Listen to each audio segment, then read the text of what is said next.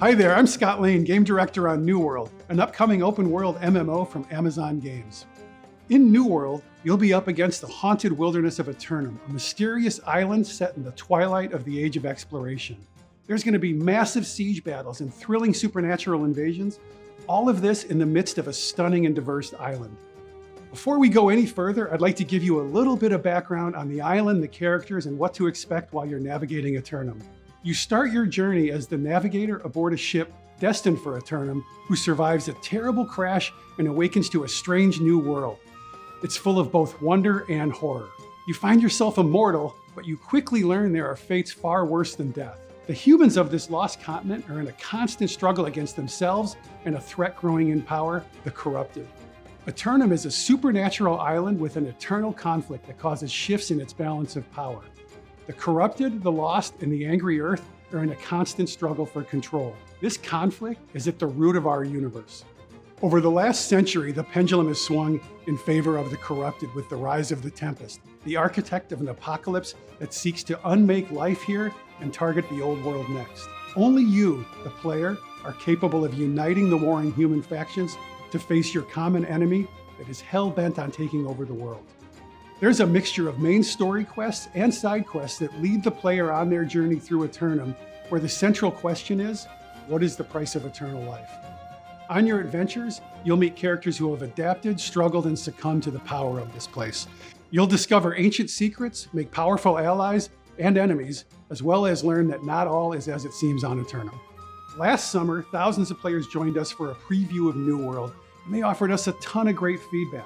What we heard most was that players wanted to see more mid and endgame content, as well as more opportunities for PvE. That's exactly where we focused our efforts. We're excited to show you some of that today. To bring more PvE content to our players, we introduced Expeditions. These are 5-player instanced experiences that take you into the darkest corners of Aeternum. You'll face extreme challenges, expose the angry Earth's hidden agendas, reveal the threat behind the lost. You'll dig into the mystery of the ancients, and you'll uncover more about the source of the corruption. Your team will need skill and coordination to overcome these challenges.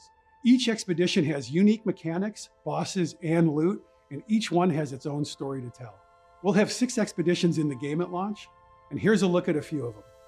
AMRINE Excavation, the first expedition you'll encounter in New World, takes place in a dig site just west of AMRINE Temple. This is where famed archaeologist Simon Gray and his team have gone missing. Your party's going to need to venture into the depths of the dig site to discover what happened to them and to the ancient technology they unearthed. You'll encounter the Empress of Ebonscale in the Dynasty Shipyard.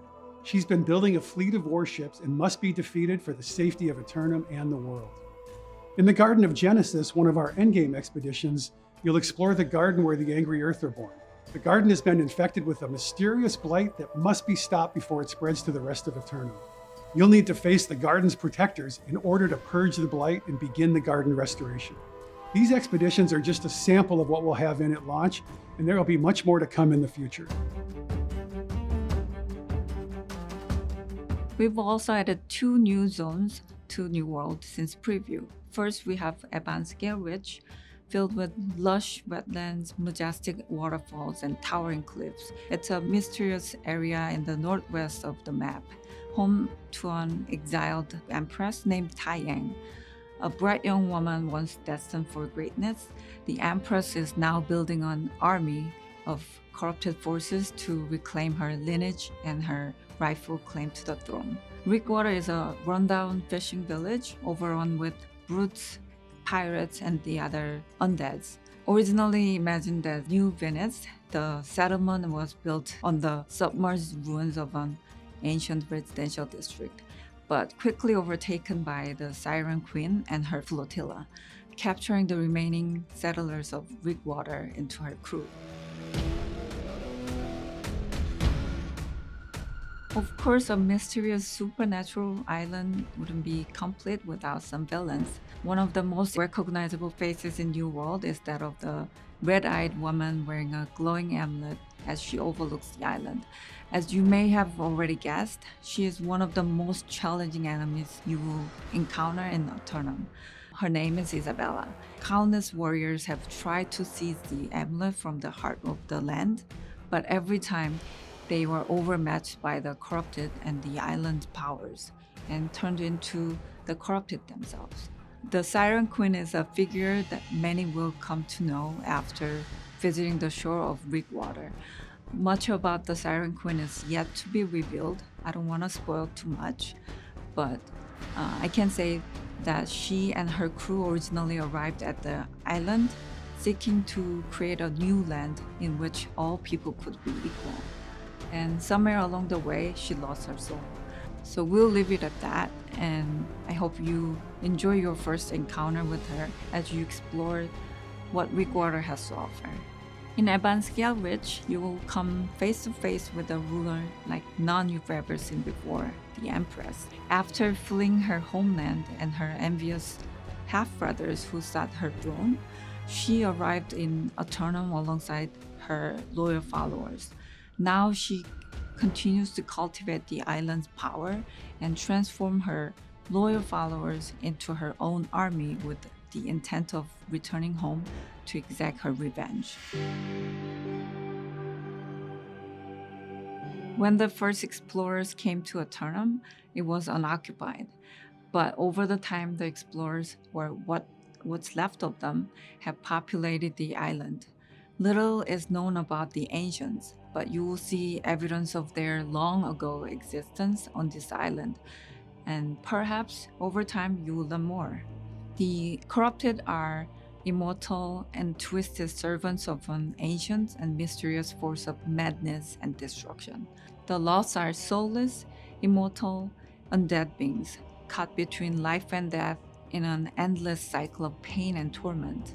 From the mindless, withered corpses to powerful ghosts fueled by elemental rage, the lost are a constant reminder that eternal life still has a price that must be paid. The angry earth are pure expression of nature infused with the power of Ajax. They are wise and docile creatures, but fearsome and powerful guardians of the natural world when provoked.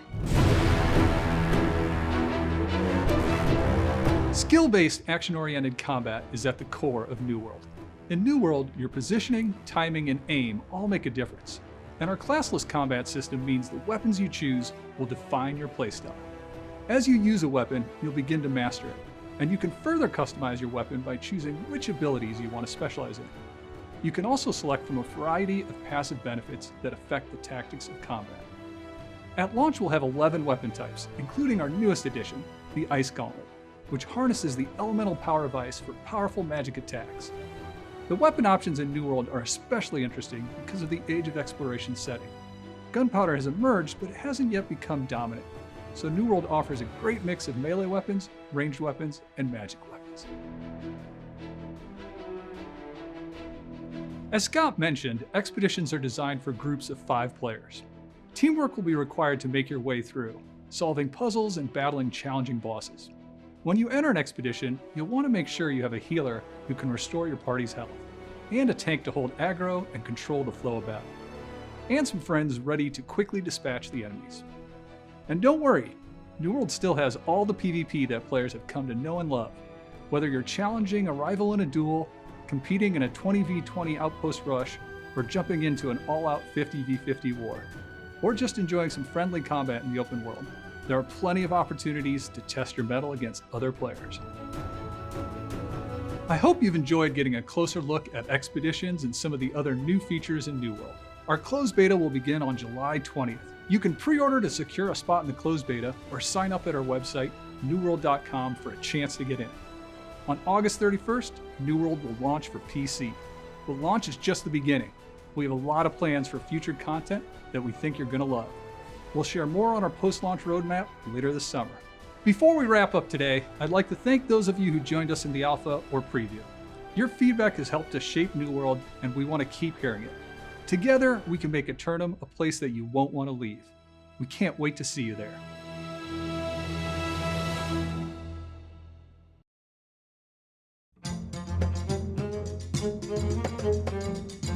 Hey guys, it's Jeff Keighley, and I am here at Amazon Games in Irvine with Scott. It's good to see someone in person and do one of these interviews. We're fully tested, and I gotta say, you guys have been testing this game for a number of years, working on it and building it. And I first wanted to start by asking you, what has kept the team motivated through all these years? I know this past year has been so challenging to make games, and you guys had a lot of players in it last summer, have been building on it.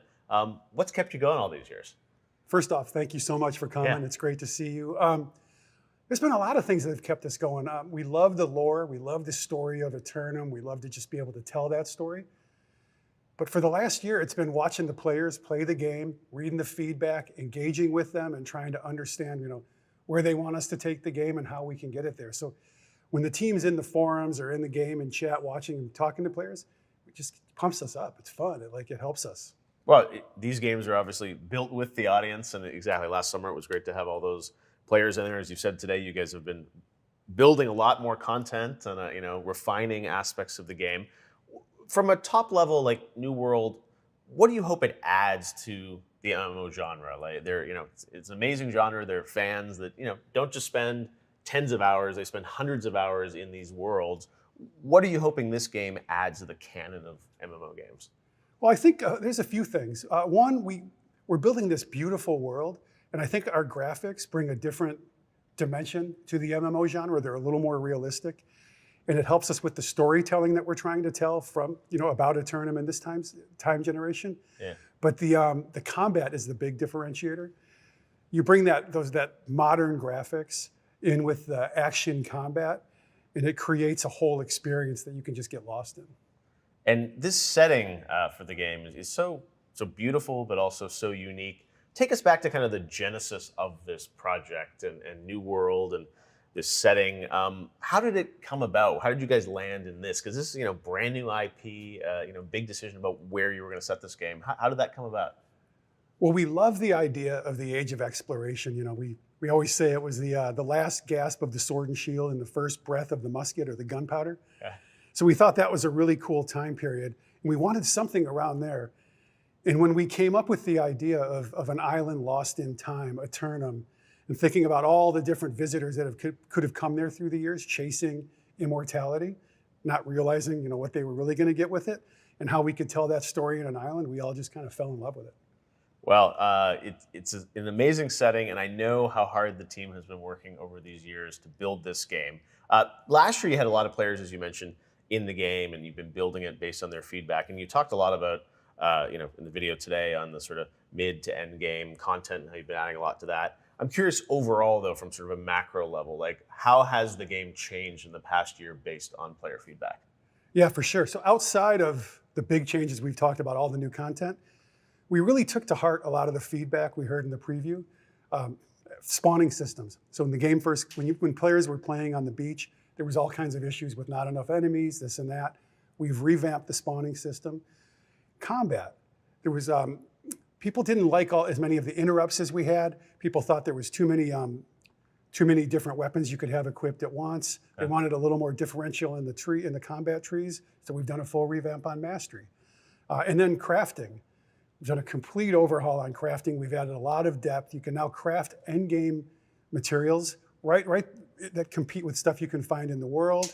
There's discoverable crafting ingredients, and there's just a lot more to do with all those systems.